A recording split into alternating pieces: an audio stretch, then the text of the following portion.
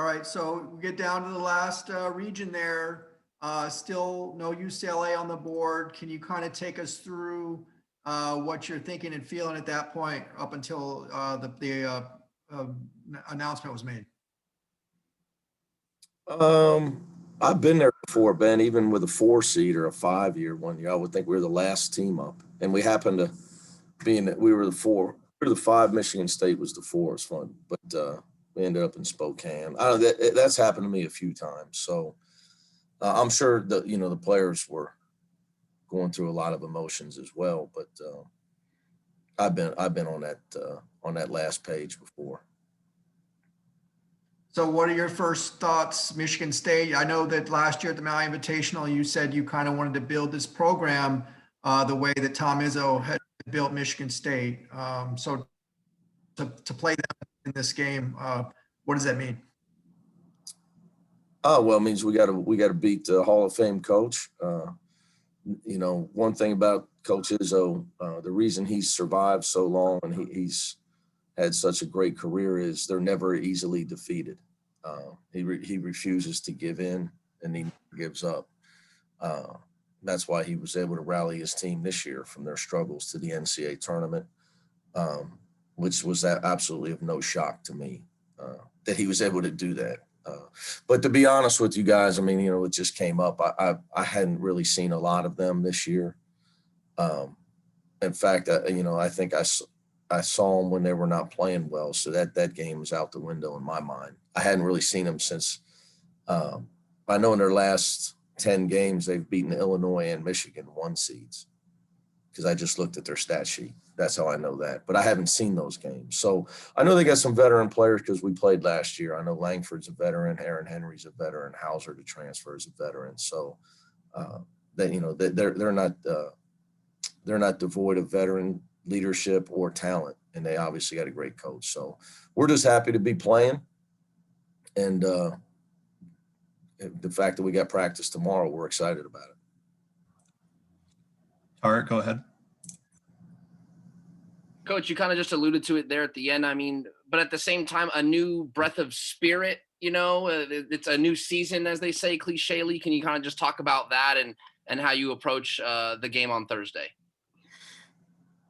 Well, obviously it's, everybody's 0-0 at this point. It's all about what lane you're starting in, like in a track sprint, right? That's your seed. Depending on how hard it's going to be for you to win. So, we're like I said, buddy, I don't have one guy that has played in an NCAA tournament game. So, my biggest concern, we did not play poorly down the stretch. We played well. We just didn't win. We didn't close games out. So, we could have beat 2 tournament teams on the road. And then, we lost to 2 tournament teams at the buzzer. And if we make free throws, we win. So for our guys, though, mentally, this is great for them. Really happy for them. It's tough for all the teams that don't go to the tournament this year, Tark, because I've said this all year, the sacrifices with COVID protocols are things that we talk about as coaches, but people don't see because of COVID protocol, we don't have cameras behind the scenes because we're not going to allow a cameraman in because he's not allowed in. So you can't possibly understand what college basketball players have been through since this all started. For us, it was September 21st. So, that, and then the last part being that I alluded to was, for these kids, I'm here, obviously, I left a great situation to come here to try to build UCLA back into a championship program. So this is a step forward for us. It was taken away from us last year. We don't have a senior on the team. It's well documented, all the stuff this group's been through with players and injuries. But we need to play. We need this experience. So that's probably the thing I'm most happy about. That and for the kids, they were really I think they were nervous. Back to Ben's question, they were really nervous, but they're excited now. Joe Reedy. Hey Mick, as tournament stuff was happening yesterday with Oregon State and Georgetown, were you starting to get a little nervous that you might be closer to the bubble than maybe at the beginning of the Pac-12 tournament? I'm not a big nervous person, because I'm an is what it is person. So I'm probably the wrong guy for that. I'm sure there are other people were, but on a lighter note, we have a resident bracketologist on our staff. Coach Michael Lewis thinks he's a resident bracketologist. So he informed me that we had nothing to worry about, which was very risky for his job security if we would have not gotten in. I'm obviously being funny. But he did assure me of that. I can't really, he's some system, something he looks at that has 90 composite brackets and all this stuff. Which I think there was a bunch of, to me, there was some eye-opening selections. So Mike's credibility was slipping during the unveiling of the bracket for sure. And then I know you got your own program to worry about and everything, but how weird is it seeing a bracket without both UC and Xavier in it?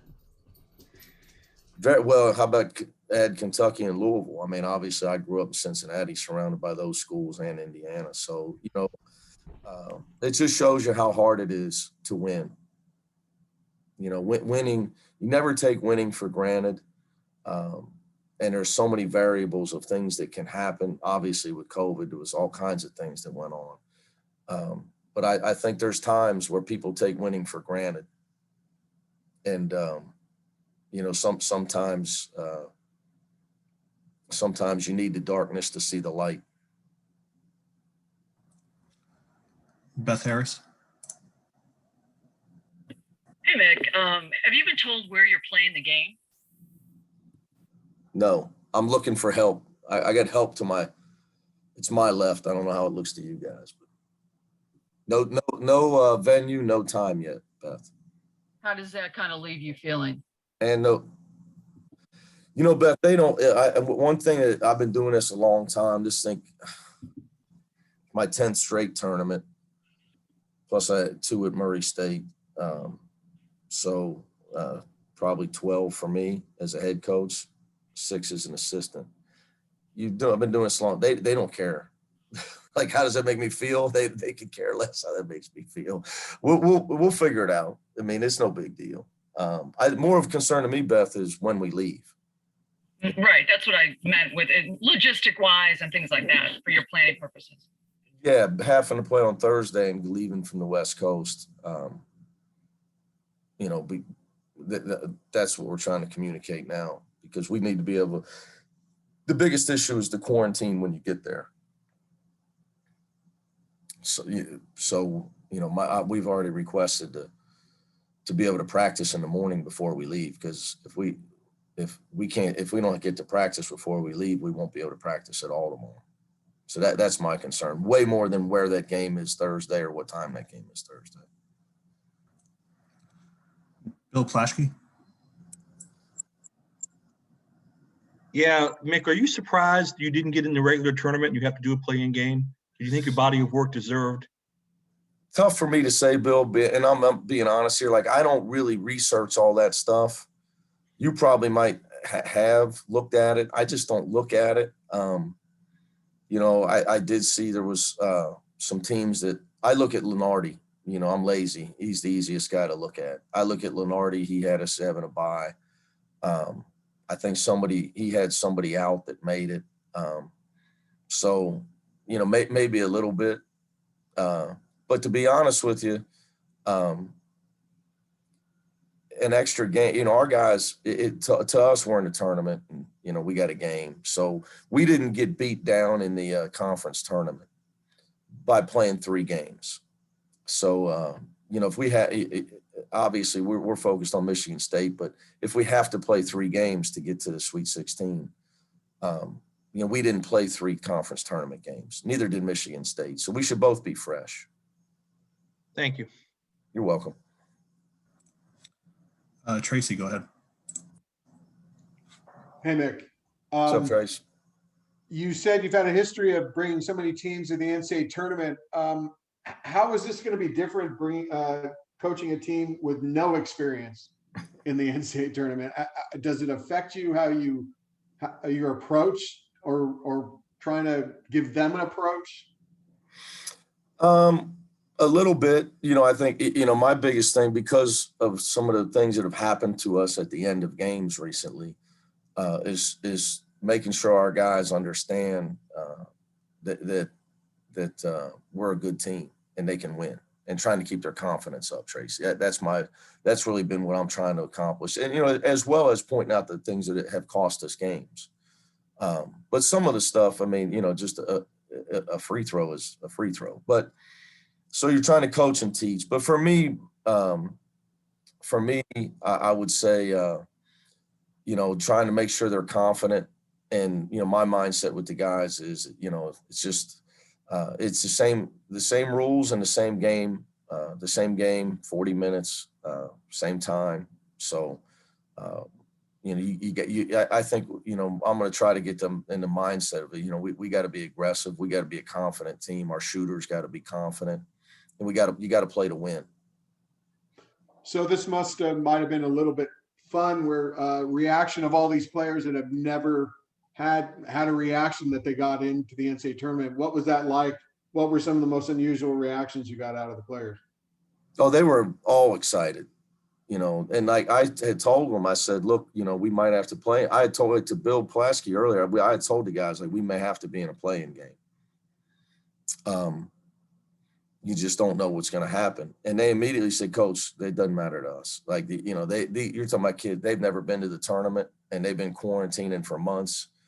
I don't know how many teams have gone through daily testing without a positive test all year. I do know in Southern California, I think we're the only one. They were elated, Trace. They were elated. Go back to Ben. Have you had a chance to look at the COVID protocols and how they might be different than what your other road trips have been like? Oh, they're very different, Ben. I don't know if they've released them, but it's pretty much you're going to be, here's what time. There used to be decision making. Like, here's the time. If you don't like the time, you go call a local high school or junior college and go practice there. None of that. All that's out the window. So this year, from my understanding, it's, here's your hotel, here's your floor, here's when your bus leaves, here's the hallway you got to walk down, this is the elevator you got to use.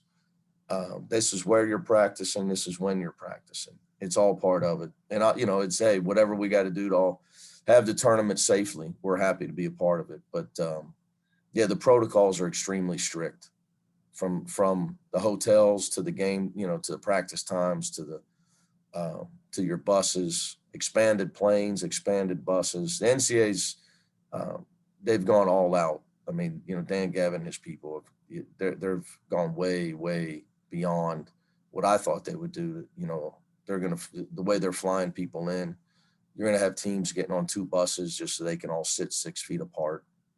So they're really doing everything they can, from what I've read, Ben, to try to make sure that teams don't get wiped out with a contact tracing, things of that nature. Stephen Herbert.